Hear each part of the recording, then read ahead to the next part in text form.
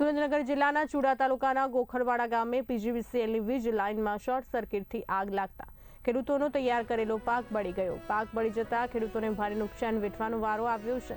Short સર્કિટથી લાગેલી આગમાં 4 થી 5 ખેડૂતોને ખેતરમાં નુકસાન સહન કરવું પડ્યું છે।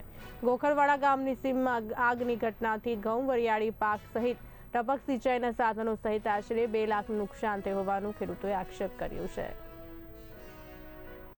આજે ગોખરવાડા ગામે પીજીવીસીએલના વાયર શોર્ટ થવાથી ગોખરવાડાના 3-4 ખેડૂતોને ઘઉં તથા વરિયાળી અને ટપક સળગી ગયેલ છે। 8 વીઘાની ટપક 1,30,000 રૂપિયા, ઘઉં છે 50,000 થી 60,000 રૂપિયાના અને વરિયાળી 25,000 થી 30,000 રૂપિયાની। આમ કુલ ટોટલ 2 લાખ રૂપિયા જેવું નુકસાન થયેલ છે। પીજીવીસીએલ કચેરીને મેં જાણ કરતા સ્ટાફના માણસો આવીને તપાસ કરી ગયેલ છે।